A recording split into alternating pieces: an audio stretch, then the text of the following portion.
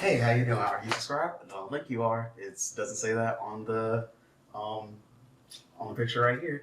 But hey, I'll tell you what else. You should subscribe because you can help me run my life by getting me to drink hot sauce if I get to 10,000 subscribers, which you should make me do.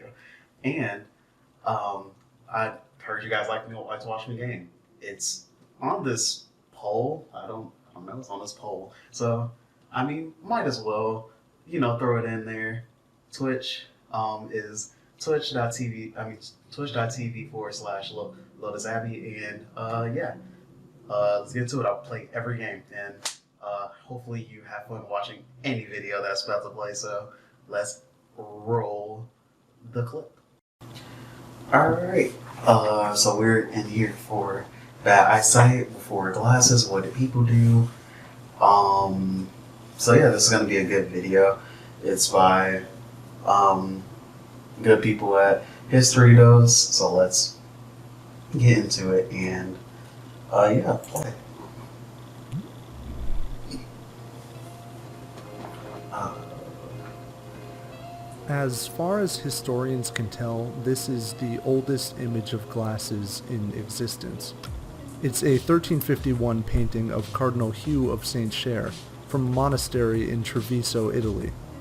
But this cardinal died in 1263, 23 years before glasses were invented in Pisa. Spectacles then gradually spread across Europe and traveled the Silk Road to China. so I mean, maybe they were invented before then. Who knows? But if glasses weren't around until 1286, that leaves a lot of history where people must have been straining and squinting to see things. So how did people with poor eyesight get by before the invention of glasses? Let's start with presbyopia, or farsightedness, an inevitable byproduct of aging that's plagued primates for millions of years.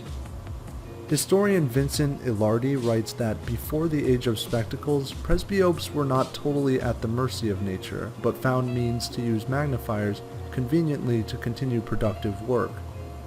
Go back to the monastery in Treviso and you'll find a painting that shows one such magnifying lens.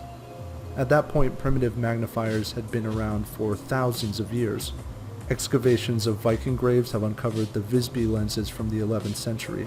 They're perfectly ellipsoid crystals, probably used as reading stones or by craftsmen to see fine details. Oh, that's interesting. I could see that working though, because I mean, glasses basically are magnifying glasses to an extent. Other lenses are much older. The ancient Greeks and Romans had polished magnifying crystals which they used to light fires. And the ancient Assyrian Nimrud lens dates back to 750 BC. Quartz lenses even existed 4,600 years ago in Egypt's Old Kingdom.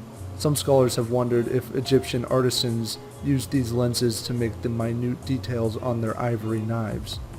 Although it's not clear that all of these ancient lenses were used to enhance vision, magnification was a well-established technology before glasses. In general, if you were farsighted, there was hope. But what did nearsighted people do? Surely if you're the kind of person that can't read an exit sign from 10 feet away, you'd have been useless in battle or seafaring. That assumption's probably correct. For instance, in the 1st century AD, the Romans excused an Egyptian weaver named Tryphon from military service for shortness of sight. If technologies existed to help people Well, with... I would have been excused because uh, I, I think I believe. So it's called far. So basically, it's called farsighted when you can see near, but not far. Um, and yeah, so like for me, I probably would have. Well, yeah, I would have had to not. I couldn't. I couldn't be like. I wouldn't have been able to see. No, wait. Yeah, I think. I'm trying to think. No. Yeah, sorry. I'm nearsighted because like, yeah, I forgot. If you're farsighted, you would just need reading glasses, I believe. So, yeah. I'm the one that doesn't need reading glasses. That's the reason why I have glasses now. And probably always gonna, well, I plan to get LASIK at like 25, but besides that, I'm gonna probably always have glasses. Even then, I would have reading glasses with LASIK. Nearsightedness, or myopia, they were primitive and rare.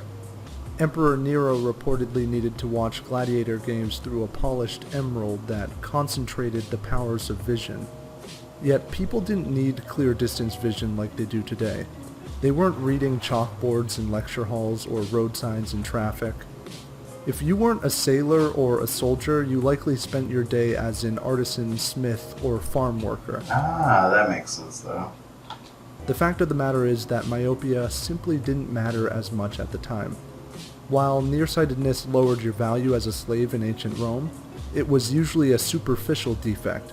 One ancient Roman author noted that nearsightedness is not a defect which impairs a slave's usefulness. One who is by nature nearsighted is as sound as one who runs more slowly than others. But perhaps myopia so rarely shows up in the historical record because not that many people had it. Nearsightedness is a modern epidemic. 60 years ago, 10 to 20% of the Chinese population was nearsighted. Well, that makes sense because it's like, I even remember like my parents saying like, hey, you should not go close to the TV even though I would as a kid. And that could be a good reason why I ended up with it. But yeah, who knows? Today, roughly 90% of Chinese young adults are. In the same time span, myopia rates have doubled in the US and Europe. By contrast, during the Renaissance, Italians called farsightedness common vision. Nearsightedness was relatively rare. There weren't swaths of nearsighted people in need of glasses. The scientific consensus is that lifestyle changes are driving the nearsightedness epidemic. Some have blamed heavy reading, but recent research suggests that more exposure to the sun during eye development can protect against myopia. For the bulk of human history, lack of sun exposure wasn't a problem. So perhaps the takeaway from the history of eyesight is to act like our ancestors and go outside. I mean, maybe that might be the ticket. Who knows?